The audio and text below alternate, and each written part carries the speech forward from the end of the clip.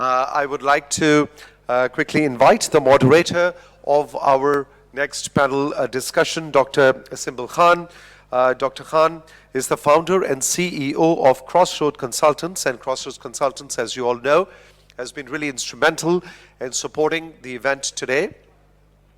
Dr. Simbal Khan is the CEO of Crossroad Consultants, a women-led organization providing end-to-end climate-smart, gender-responsive, and governance-focused development solutions across Pakistan. Dr. Khan is a senior specialist in climate security, peace building, and governance reform, with over 2 decades of experience advising governments across the world, UN agencies, and international partners.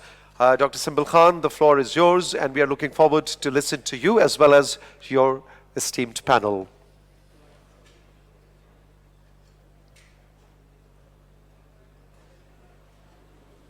Okay. Hello, thank you, Tawfiq. Thank you for a very kind introduction. Bismillah Rahmanir Rahim. Excellencies, distinguished guests, development partners, colleagues, good morning, and welcome to the high-level plenary on partnerships for sustainable development and climate action in Balochistan. We've heard some really excellent presentations from Ms. Hatiga, the ACS, our Chief Minister, and also Ms. Batul before. As we know, Balochistan stands at the intersection of long-standing development challenges and rapidly intensifying climate pressures. For decades, the province has faced persistent gaps in basic services, limited connectivity, and economic constraints. These development challenges are now being compounded by climate change, from recurring drought, extreme temperatures, to coastal degradation and damage to essential public infrastructure. Yet, despite these stresses, Balochistan holds tremendous promise.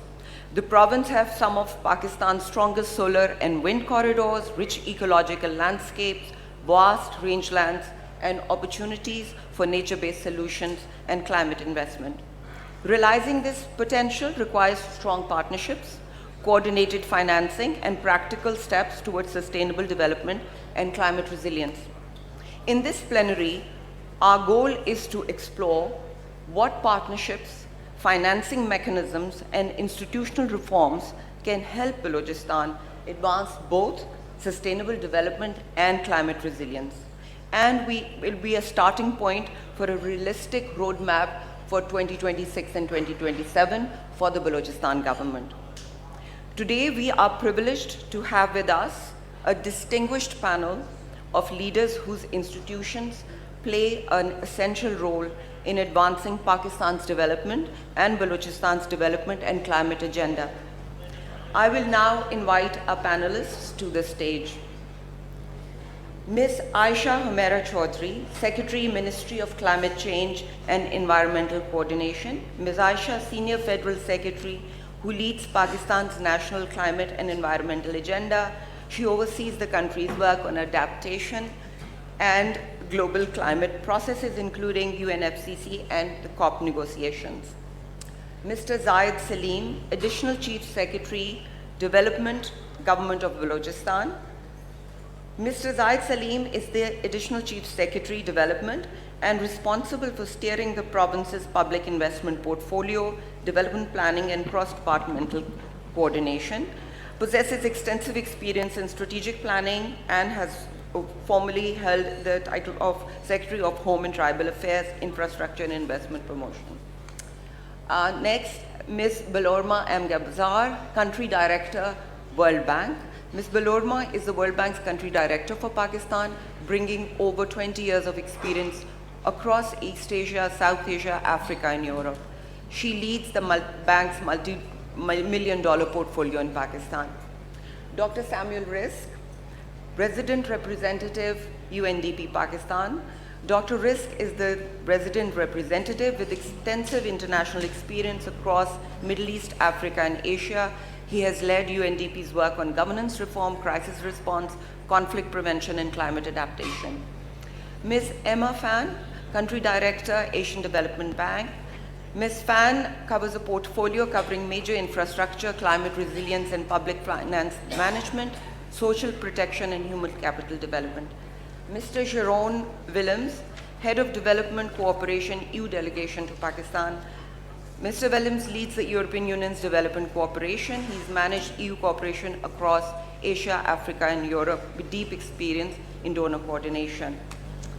Excellencies, thank you very much for joining us today.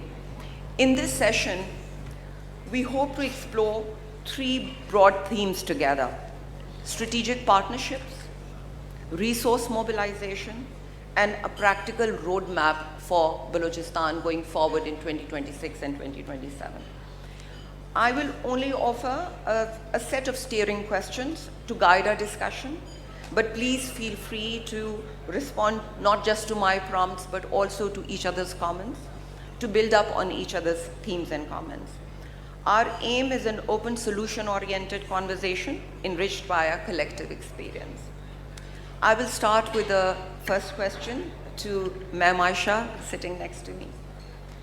Ma'am Aisha, how can coordination between the Ministry of Climate Change at the federal level and the government of Balochistan be strengthened to support the province's climate resilience efforts? You've heard very great presentation, especially very detailed presentation by Ms. Hadika before that, and there were many areas touched.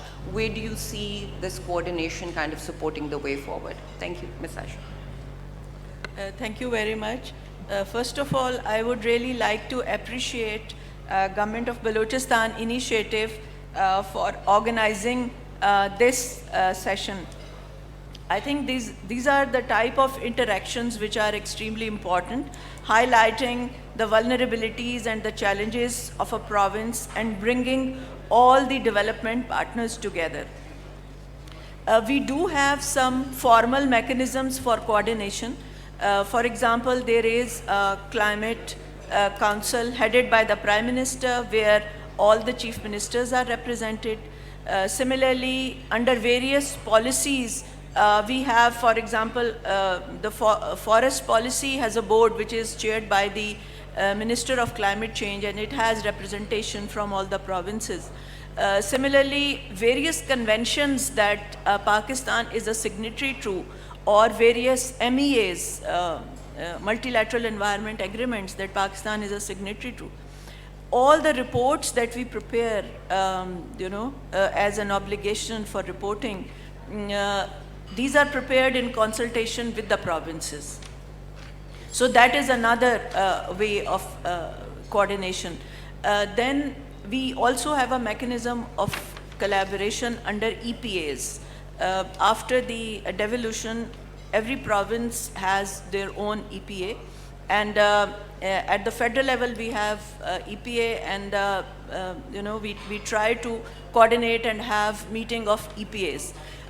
And there are policy documents such as National Adaptation Plan, Clean Air Policy, and Climate Change Policy.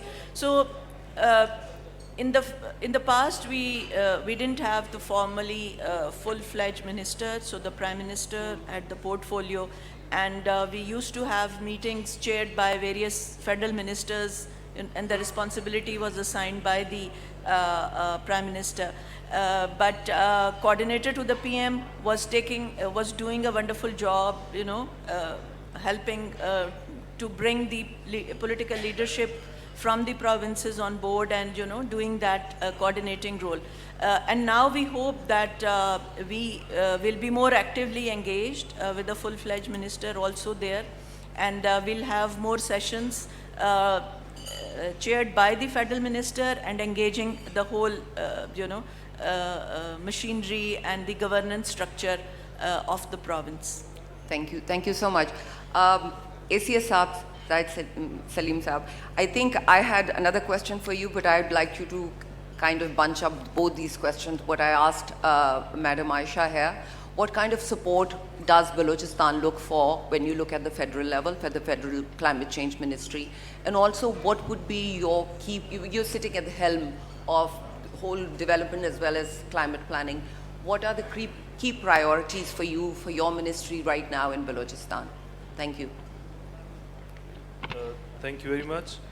I think, as I mentioned earlier in my talk, us coming here from Balochistan, from Quetta to Islamabad, signifies this importance, that how important is Islamabad for us in the given circumstances. Specifically speaking, in terms of climate change, climate resilience, and the support we are trying to get from the federal ministry or the federation here, the Ministry of Climate Change is the linchpin. We look forward, we look up to it when it comes to any effort related to climate change, because this is where the development partners are based. This is where the lead ministry is based. So if you ask me, the support that we are looking for from the federal government in terms of shaping, transitioning Balochistan from climate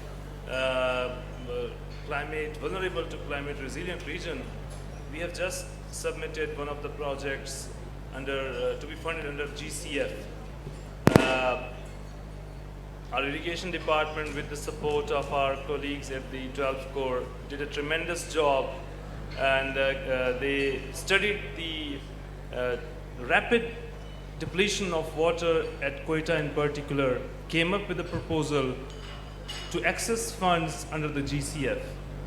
So these are some of the initiatives that the GOB has started coming up with, and we look up to the Ministry of Climate Change to extend us support, maybe an extra step on comparative basis, maybe an affirmative action Good ask. to help. Consider it done. It's already done.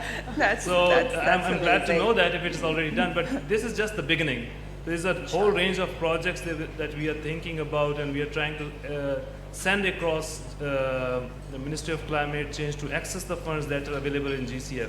Not only GCF, I mean, there is another whole lot of community based here at Islamabad, the World Bank, EU, ADB, and all of the development partners sitting here, and those who could not make it today. So Ministry of Climate Change is the focal point here at Islamabad that can introduce us to them, introduce our projects to them, and serve as a bridge. Thank you so much. I think this is really And great. Just Please a go comment ahead. that when I got to know about this project, my response was, why the project is so small in size? It's There you less than 2 million, you know, at least prepare 20 million project. So Scale it up. thank you for this. This boosts our confidence, frankly speaking. So we wanted to start small but steady. So there's a positive feedback. So next time you're going to see that it's going to be a big project, inshallah. Inshallah. Coming to Ms. Balorma, I think we've started a good conversation between the province and the federal level. Coming to you, Ms. Balorma, drawing from the World Bank's large engagement portfolio in Balochistan, what would the province need so it can develop a larger pool of bankable projects? We are just discussing bankable projects that deliver co-benefits across both sustainable development and climate resilience. Thank you. Okay. Thank you. Let me also start by thanking the government of Balochistan and personally ACS, who organized this very important event, and for inviting us, partners, to brainstorm together and start this journey. So thank you so much. Let me start by saying that I learned a lot already about Balochistan today. We do business in Balochistan. We have a portfolio. We just recently had a portfolio review with ACS via Zoom. But next time, I promise I will go to Quetta so we can have this meeting in Balochistan. So to answer your question, first what is needed is commitment. And I see a lot of commitment. This conference itself, it's already a testament how much the federal government, how much the provincial government is committed to the climate change agenda. And I understand it comes of necessity. We heard the previous presenters how dire the situation in Pakistan is in terms of climate change and its consequences for people, for industries, for economy, for livelihoods. And also in Balochistan, it's one of the provinces which is most prone to disasters. We all remember the floods from 2022, and consequences of these floods are still there. Still, people are suffering even though time passed. So what is needed is commitment, but I see a strong commitment from Balochistan government. This conference is the sign or signal of this commitment. I also heard from your remarks, Ms. Honorable ACS, that the policy, the climate change policy was notified in 2024. So that's very high level commitment to climate change agenda. And Mrs. Hatika also mentioned there is a climate change fund established, first of its kind in Pakistan. So these are the signs of commitment, and we can build on that. Second, what is needed is careful planning and coordination. And Ms. Aisha already mentioned the coordination between the federal and the provincial governments. And I would say also coordination and collaboration between sectors, because climate change agenda is very complex. And we are also heard from the previous presenter how it affects the livelihood, how it affects the whole communities, the whole province, how different sectors have to work together, including water, air pollution, energy, etc., etc. So a lot of coordination and collaboration. Like your organization is called Crossroad. This all needs to come together. And last is partnerships, but today again you see all the partners together. So working together, I'm sure we can come up with some solutions. And then the resources are needed. I will say that the World Bank already committed to climate change agenda. We have a new country partnership framework, which is quite unusual. Unusual in the sense it's very long. It's a 10-year commitment of the World Bank to the government of Pakistan. And we attached a kind of price tag to the CPF. It's $20 billion for the next 10 years. And within the strategy, we were very, very selective. We have only 6 outcome areas, and I would say half of it is linked somehow to the climate change. One area is energy, and a lot of renewable energy is there. And I saw in the presentation of Ms. Hatika how much innovation is going on in Balochistan, and we would be happy to look into that. In Punjab, we are having also very unusual project. It's air pollution for air quality. And Shafiq, our senior environmental specialist, is here. He is leading that work. It would be very interesting to hear his speech in the plenary in the afternoon. Yeah. What is being done in Punjab on air quality and how we can learn lessons in other provinces from that project.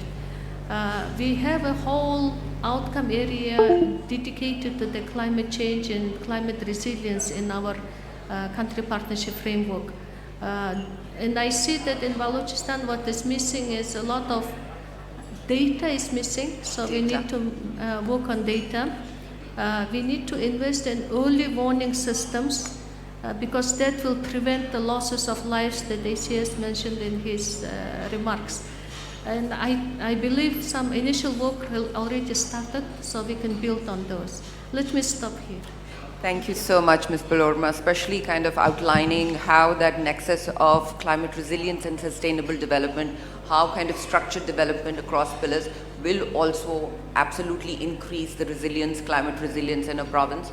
And especially with limited resources in Pakistan, this is the way forward, that we kind of bring those synergies between development policy and climate resilience and see where we can kind of increase that impact. And your point about data is extremely well taken, and I think it's not only just Balochistan. In many specific areas and regions of Pakistan, data is a huge issue, especially if you're going to go into climate finance and climate carbon credit areas. Data, without data moving forward is very difficult. Thank you. With these words, I think I'll move on to Dr. Samuel Risk.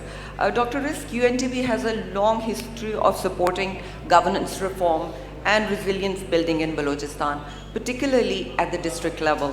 Based on your experience, the agency's experience, what partnership models have proven most effective in addressing climate vulnerability alongside poverty reduction and inclusive development, and how we can build on those processes? Thank you. Thank you very much, Symbol, and I appreciate the leadership of the Balochistan government to actually move ahead in this direction.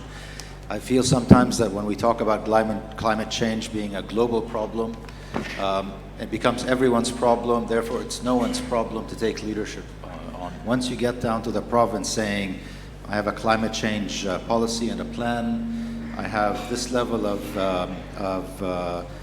clear, identifiable, investable projects and programs and portfolios, I think that's when the leadership actually makes a big difference. Partnership models, I think, are changing now. And with the changing discussion around funding and financing, the kind of balance in between partnerships and what partners bring to the table, I think, is changing relatively rapidly. You know, for quite a long time, including countries that are middle income, lower middle income, high development, low development, it used to be a case that there was this over-reliance on funding, grant money. And then, for a country like Pakistan, borrowing is also quite important. Concessional, moderate, making a good balance, I think, is important. The private sector is another important pillar also being discussed. And then I want to say something about risk insurance so we don't forget it.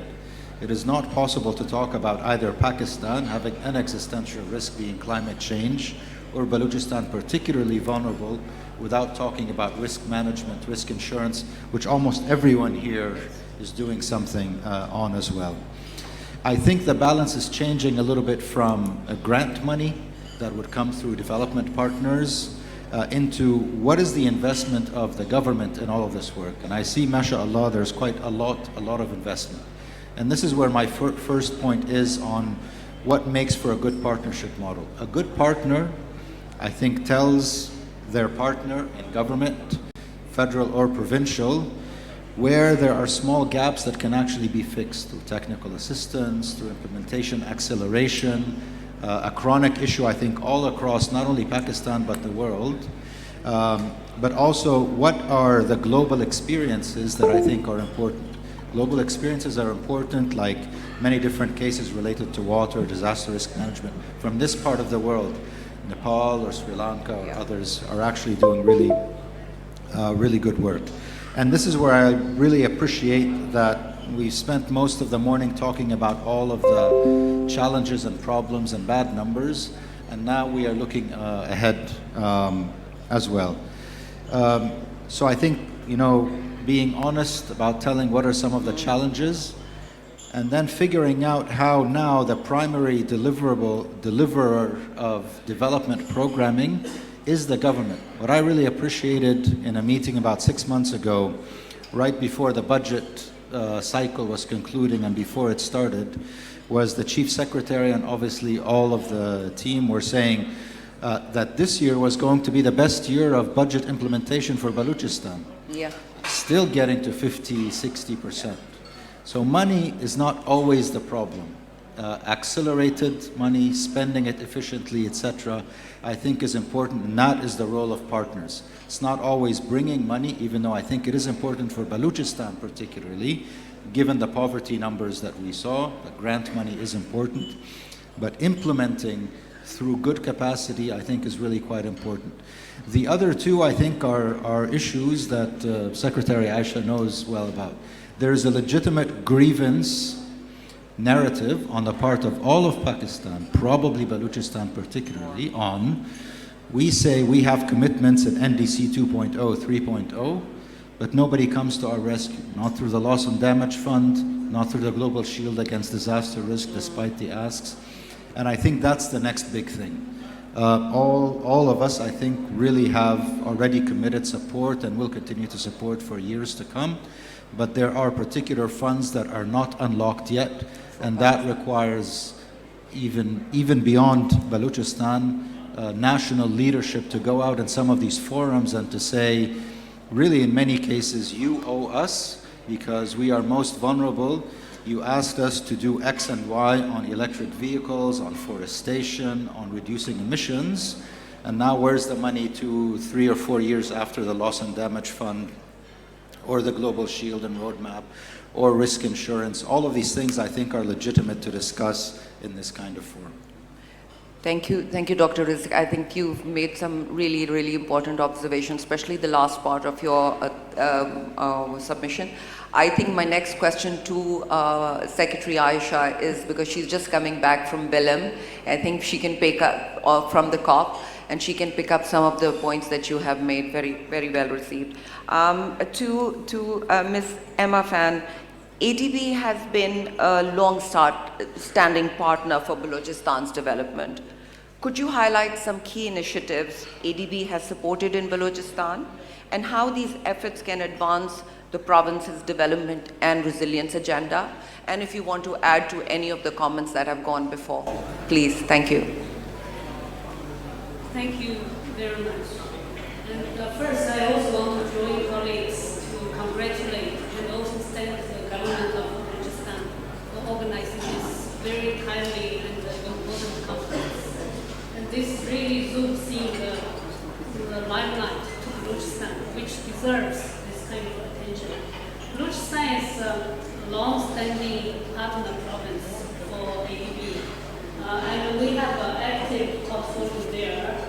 We believe the close nexus between climate change and sustainable development.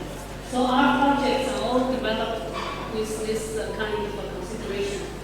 One flagship project we have is the Balochistan Water Resource Management, which supports the construction of dams, water resource management, irrigation systems, help to improve agricultural productivity as well as climate resilience. We know that in Balochistan, water resource is a critical development constraint.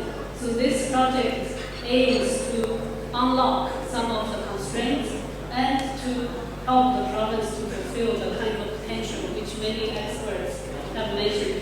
I'm happy to share with you that last Friday we have signed $48 million for the same project.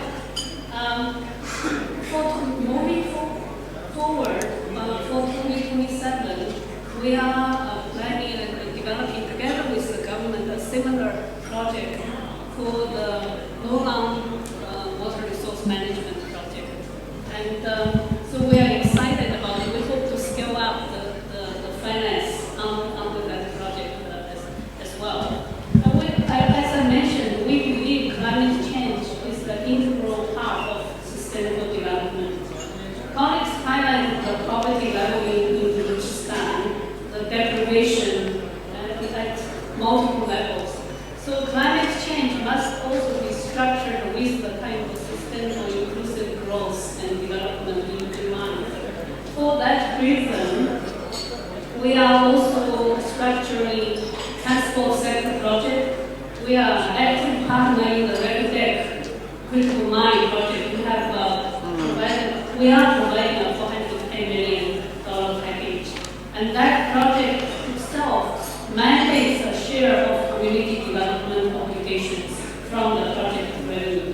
So we hope through this kind of multi-pronged efforts, joint partnerships, we can help the province to fulfill its potential to achieve both climate change resilience and sustainable growth. Thank you. Thank you. Thank you, Ms. Emma. Coming to you, Mr. Sharon Willems. Of course, as we are also aware, EU has been a huge and it continues to be one of very significant partner for Balochistan's development on almost all, across all sectors, especially on the social sector. What EU financing tools or technical assistance mechanisms could help Balochistan strengthen its green transition and access to greater climate resources?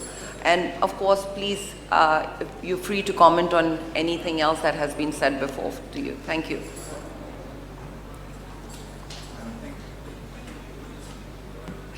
Thank you very much.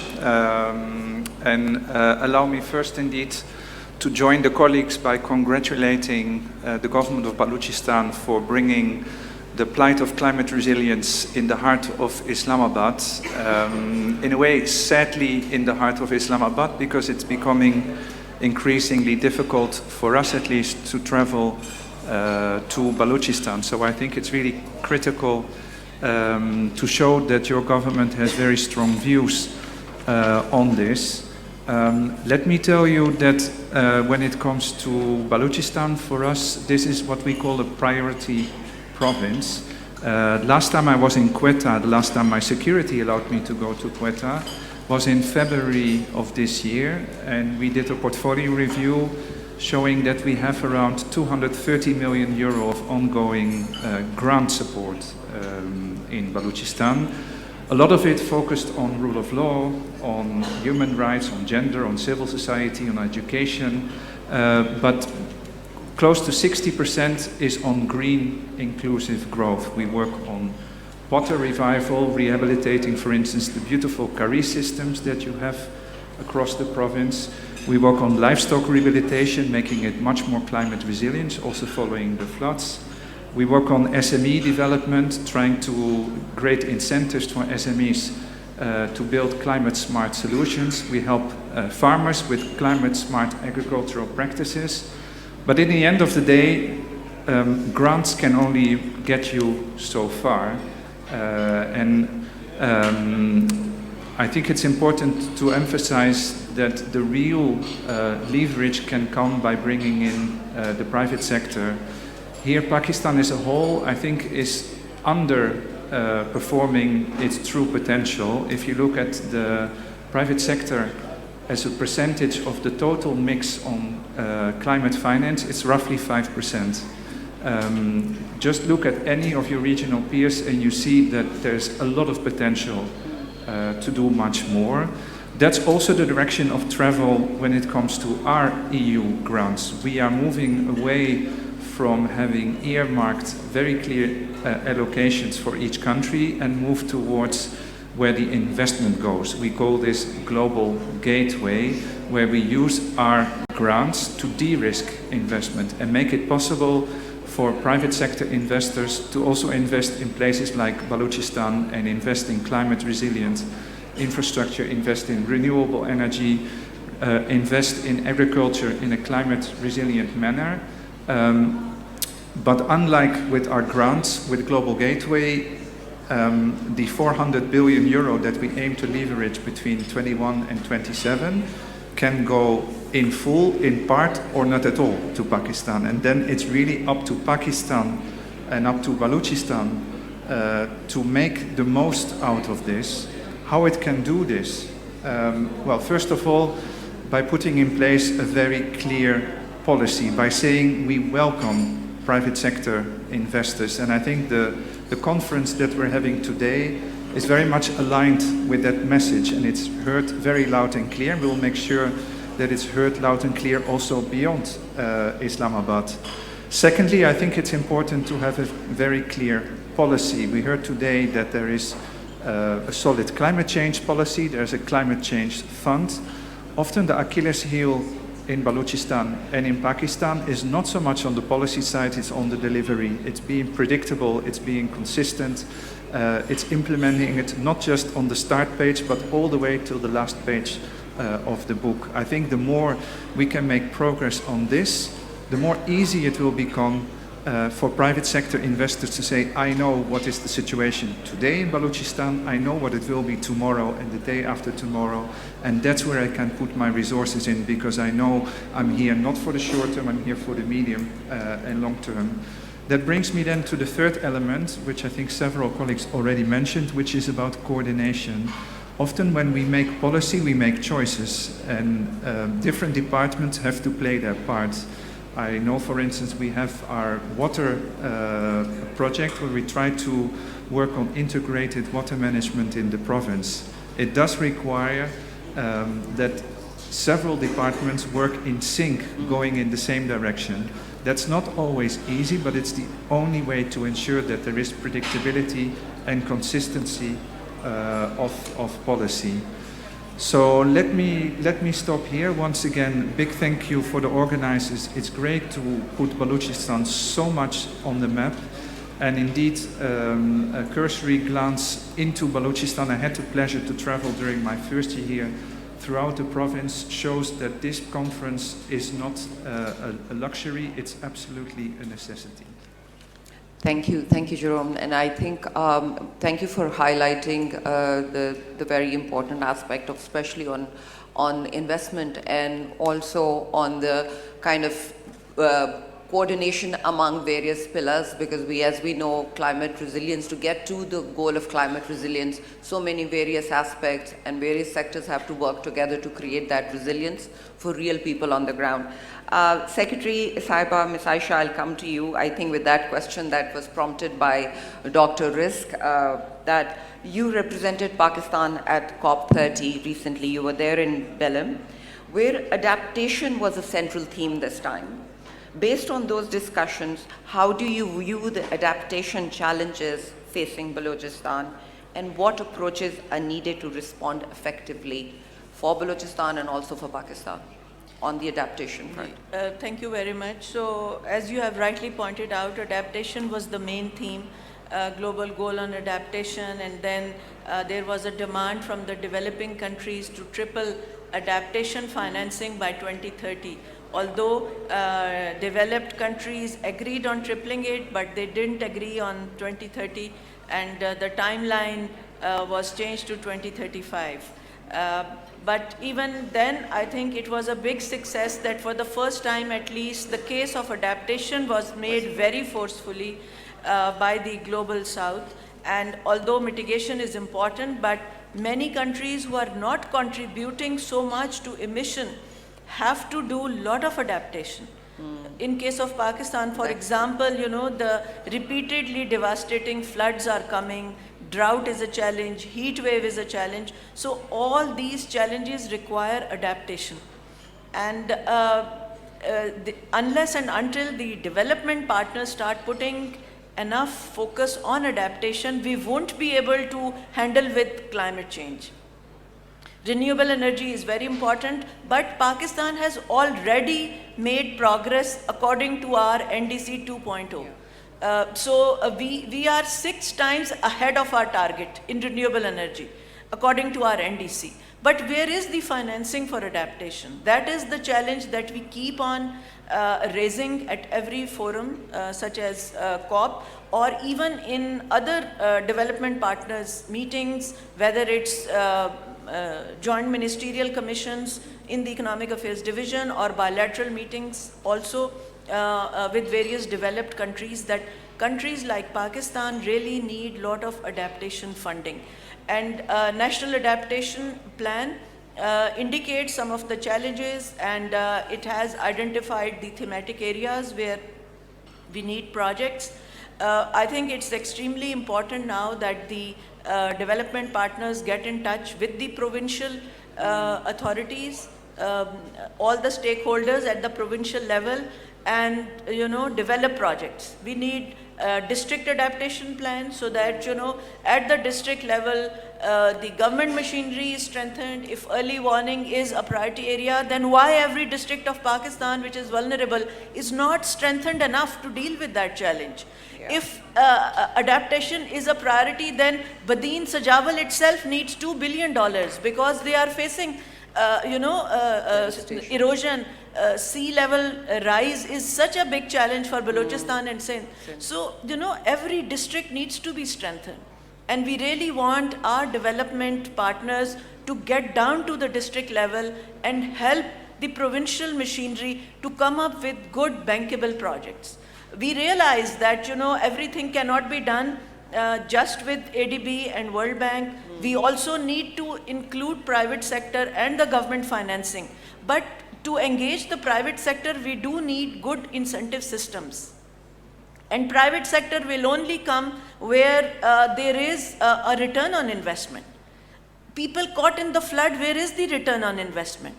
For that we do need a lot of public finance from the global north coming to the global south, who is not, a party to their crime in raising emissions. And, if we want to save the planet, then we have to bring public finances for adaptation.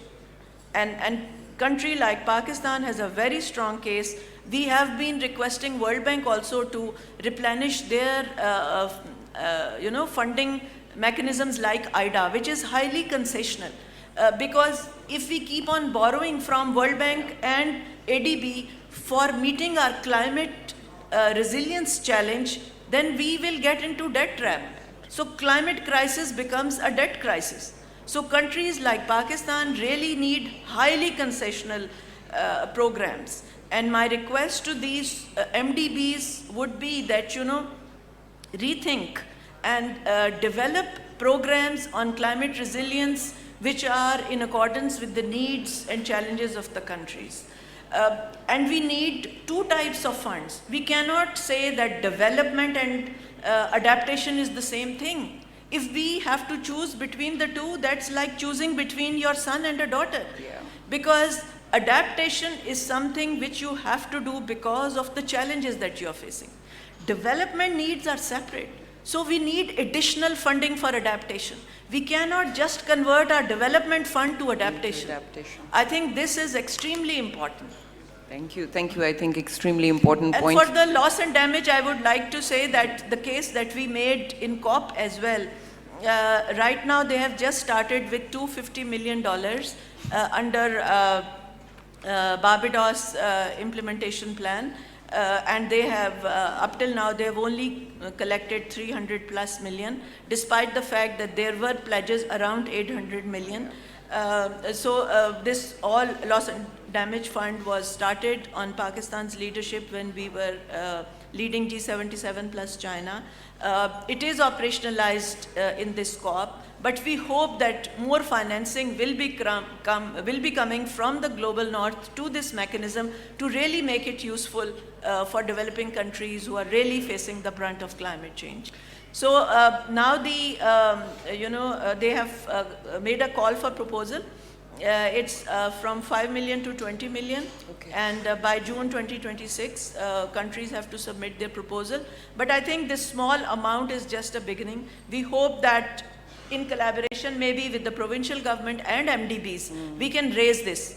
Maybe 20 million with additional financing of 100 million from an MDB or a 15 million from a provincial government can become a 150 million project. So we need to see this small amount as a strategic, opportunity to leverage more money. And we hope that in future this pool will increase. And so is Global Shield. I think Ma'am Rumina made a lot of effort when we were working on the Global Shield, and now our proposal is submitted, and we hope that there will be enough allocation for these type of resources and programs for countries like Pakistan, because insurance, as you have seen in the recent floods, is becoming a very important tool. Very important. We have to ensure that the farmers who are losing their crops are insured. But some mechanisms have to be in place, like Global Shield, for the future, protection for the farmers as well. Thank you, Ma'am Asha. Coming to you, ACS Zaid Saab, I think lots of important things. I think one important takeaway is how we need district level, both resilience plans at the district level. A lot of the work happens. One part of the question would be, when we talk about climate resilience plans at the district level, sitting with where you sit at the helm of development, how difficult that challenge is. And the second question, I think, would be very central to almost the hearts of all the panelists here. Given the security situation and environment in Balochistan, all our development partners, I've been part of UNDP also, the ability for partners to go out to do proper M&E, for proper monitoring of programs, various kind of NOCs for their own civil society organizations who are implementing on the ground, becomes extremely, extremely difficult, and it kind of stalls work, and it also prevents from a lot of more investment coming into the province because of these issues. How do you think you can, going forward, with your commitment to this whole crisis situation that we are facing and how Balochistan has to rise to that crisis, how do you think you can provide some kind of support so that this work doesn't get stalled because of the ongoing current security situation? Thank you. Thank you. Both the questions are very pertinent. And let me say it openly and very frankly. It's not only at the district level, as you mentioned, the dearth of capacity or the integration or mainstreaming of climate-related aspects into our planning at the district level. Yeah. I would be very frank and open, the dearth is there even at the provincial level. That's why we have come up here. There is no denying the fact, well, we're still in the catch-up phase, and there was earlier discussion on developing projects, bankable projects and projects that are ready for financing. So therein comes the support of our partners sitting on my right. We are looking for that TA support to develop those projects. I do admit there is a serious issue of capacity because we haven't been really exposed to such gatherings, such discussions, such back and forth interaction at Balochistan. Had it been such, you see, one, there's a distance. Two, the development spending. Three, our first university in Balochistan started, I think, up until 1999, we just had 2 universities. So when you talk of capacity issues, yes, there is the capacity issue, and therein we require support from the federal government and from our partners sitting on my right for developing those projects that are bankable, that are ready for investment. So how, coming back to your question, how we can integrate climate-related aspects at our district level planning. Government of Balochistan for the very first time, and I'm very proud to state this, that none other province has come up with such an initiative. We have this year initiated Balochistan Special Development Program, BSDI we call it, wherein we are trying to strengthen our district level committees. So we have decentralized conceiving a project, approving it, procuring it, executing it down at the district level. The only thing that remains at the provincial headquarters is just allocation of funds. Even as ACS, I cannot include any fund for any project for that particular district. So there's a certain allocation for a given district, the allocation is earmarked for that district, so the district is independent enough through district coordination committee to identify the project, approve it, procure it, execute it. So why we are doing this? Just to enhance their capacity. It's a humble and small beginning, but slowly and gradually, as at the provincial level, now when we conceive projects and we do their appraisal, we see whether there is a gender mainstreaming component in there or not. So it has cross-cutting. Yeah, it has cross-cutting effect. It has been mainstreamed. So this year, financial year 25-26, we have ensured that every project that comes for the appraisal and scrutiny and then approval, it has this climate component in there. So we are decentralizing it, as I stated earlier, at the district level. So we are also mainstreaming this climate component in the projects that are being given to the DCCs at the district level. So this is the answer to your first questions, how we can make our district level committees capable enough to think about climate resilience and integrate those climate resilience in the projects. The second is, once again, very, very important question, how do we see as development partners can't really come to Balochistan? I was discussing with Lorma, other colleagues, Jerome, and I'm sure all of the development partners sitting here, they do face this challenge of getting NOC to travel to Balochistan. I have served in the Home and Tribal Affairs Department for quite a bit, and I do realize the sensitivities involved in that. Yet again, that's the main reason that we have come up here. So, you know, we tried to hold this conference at Quetta, and then we thought whether we'll be, whether we'll be able to gather such a, gathering at Quetta. It would have been really cumbersome and next to impossible. So that's why we came up to Islamabad. How we can ensure the confidence of our development partners, whether the monitoring is being done effectively, whether the funds that are being channeled through EAD or through Ministry of Climate Change to Balochistan, whether they are being utilized judiciously. So at the district level, we are trying to enhance the capacity. We have hired third-party validation consulting teams.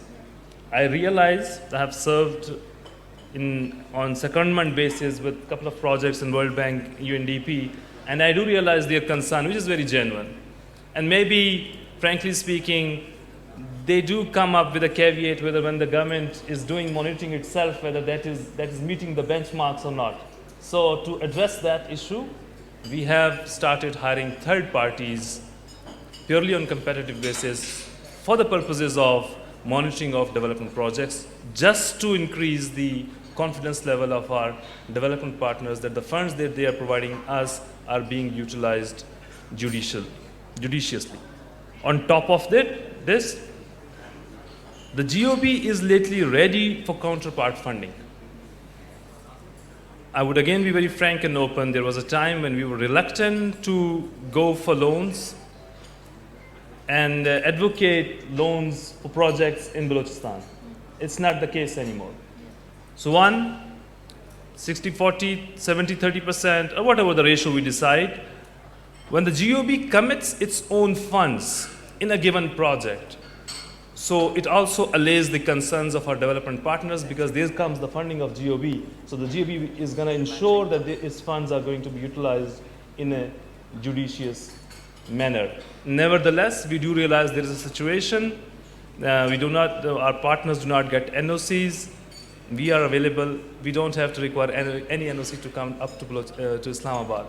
And we can ensure them through our third parties. We can ensure through our counterpart funding that whatever funding is being made or is going to be made to Balochistan will be utilized in a judicious manner. I hope I answered questions. Yes, thank you. Thank you very much.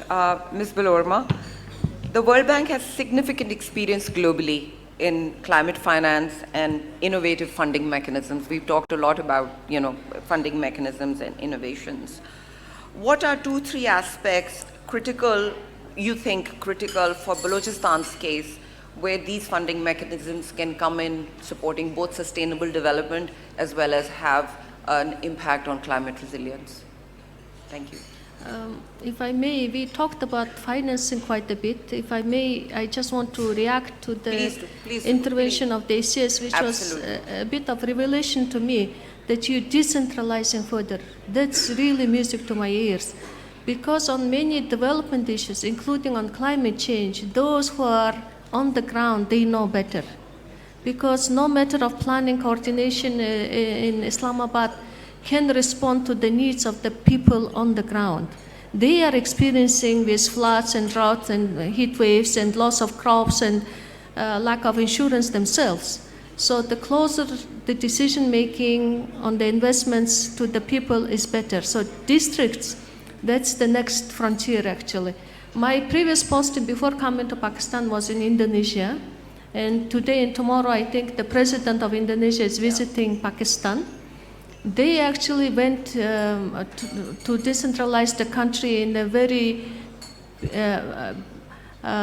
radical manner. They decentralized to 400-something districts, bypassing the provinces in Indonesia.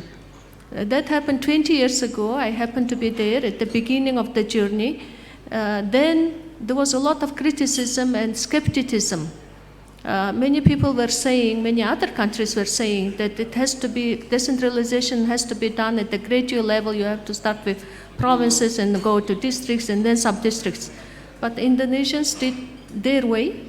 And after 20 years, when I went back to Indonesia, it is a huge success. And what you have in mind, you said it's humble beginnings. Actually, it's not humble beginning, it's a vision. Because you realize that people on the ground can make better decisions for their livelihood, for climate change, for development, for themselves. So I would be watching with interest this action, and not only watching, we are engaged a lot in Balochistan at the district level, call it health, call it education, water, other projects, it's all happening at the district level. So we will be walking this journey with you. But I'm very sure that in due time you will see the results of this action and see how the district authorities can make better decisions in terms of financing and in terms of the projects. So kudos to you. I mentioned Indonesia, and one thing that caught my attention also during the previous discussions, there was a mangrove restoration project in Balochistan, which is also quite unusual. And Indonesia is doing the largest mangrove restoration and rehabilitation project in the world. So I wonder whether you could have a chance to see somebody in the delegation and ask about their initiative and also learn lessons. Learning lessons, it can be between countries and between regions and between provinces. You already also doing quite a lot of innovative stuff, which I found out today during the presentation of Ms. Hadika. It would be also good to showcase these examples to other provinces. We do this cross-exchange between provinces. We would be happy to organize something for Balochistan and also help you to reach out to the other provinces and organize some kind of knowledge sharing in terms of results or the examples that respond to climate changes better. And I think you have a couple of examples to showcase. Thank you, Ms. Palorma, and thank you for highlighting the importance of, especially on learning from examples and South-South coordination and South-South collaboration, especially you mentioned Indonesia's case. That's good, and also a little bit more of exchange of ideas and programs and learned lessons between the provinces. I think that's really a very commendable comment. Moving on to Dr. Risk, I think looking ahead to 2026, we're coming to the end of the session, so I think it'll be good to kind of move on and give some specific suggestions. Looking ahead to 2026, if we want to, in your opinion, if we really want to see real progress on climate resilience and sustainable development in Balochistan, which provincial institutions or coordination platforms would you prioritize, would UNDP prioritize strengthening, or would suggest that those should be strengthened? And what role could UNDP play in supporting the institutional capacity building of Balochistan? Thank you. So thank you very much. Symbol, maybe I'll answer that question, and I'll say something about bankable projects. That is one of those things that has been an irritant for me, and I'm sure many others as well. I think we talk about bankable projects as if they are the solution to everything. And with Secretary Aisha and with a lot of colleagues that go to either the Finance for Development conferences or COPs, etc., there's an issue with bankable projects, or like 3 or 4 issues that I think are important to address because they're not this automatic solution. One, a bankable project requires a bankable country. You were talking about Pakistan in 2022, 2023. Pakistan was in a difficult position. Financially, security, the flood, the change in government. Pakistan 2025 is a different country. It is actually a bankable country. Many more investors are coming, etc. Balochistan needs to be there as well. Secondly, bankable projects have a shelf life. A bankable project with a feasibility assessment from 2022 or 2023 cannot survive as the same project 2 years later. Everything changed. Donor interest changed, investor interest changed, priorities changed. The country has changed as well. Thirdly, aligned to national priorities. And that, I think, is one thing that we heard clearly as we were developing a portfolio of bankable projects going to Spain for Finance for Development. All of the bankable projects need to be aligned to something, whether it's Balochistan's climate change plan, Pakistan's climate change plan. I think that's important. And that too changes on a year-to-year basis. So I just want to say something about bankable projects, that it's not an automatic solution as well. Development partners, I think, can play a great role in matchmaking, linking between who is doing what globally and works here, and making sure that the project here actually works as well. Now to what happens in 2026 and a roadmap. And curiously enough, these are all lessons from mega climate-related, climate-induced disasters, either the 2022 flood or the 2025 flood. All 3 things that I will mention actually come from that. One, and I sympathize with the ACS and Chief Secretaries, that I believe they make life-changing choices almost every day. What you spend on education, what you want to spend on health, etc. This actually has an impact on people's lives and livelihoods. So to prioritize is not fair, but because we're in the climate change discussion, I'll share three things. One is water security must be at the center. Whether for Balochistan it's about floods, too much water, drought, too little water, or the management of water resources, agriculture, etc., and to add to that, the livelihoods related to that. Water security is really quite important as well. And this is where some of what I thought, because of my background, were to me fringe projects, biodiversity, biomass, energy technology, little things happening in some space that not too many people know about. Now the climate change agenda is central to development. It is important to look at some of these areas as innovative areas, potentially scalable areas for bankable projects to grow. So water security for many different reasons. Secondly, resilient infrastructure and safer housing for everyone as well. Now, a difficult question, I think, for most people has been, of the 300,000+ houses devastated and gone away after the 2022 floods, how many are actually built? So safe infrastructure is about housing, if it's going to happen, but also about roads, basic infrastructure, health clinics, education, etc. That is absolutely clear. And mind you now, as linking to the floods, the two biggest sectors that get devastated by a mega event are agriculture, and secondly, infrastructure and other things. Thirdly, institutional strengthening and governance and reforms. The 4 post-disaster needs assessment partners are sitting right here, right? We didn't do a PDNA for the current flood, but it's okay because the big lessons from this flood are mostly governance lessons. So there will be a lessons learned exercise and validation, etc. And I honestly think that when something becomes a governance problem, it's taken seriously. Everything else is important, but once you realize that there's a particular issue that is required is important. Coordination, yes, there's a coordination committee now, the Climate Change Coordination Committee on the part of Balochistan notified. I think it's up to the ACS and the bureaucracy to actually move it forward because coordination is an issue. And it's not only because it's important, but for efficiency and effectiveness purposes as well.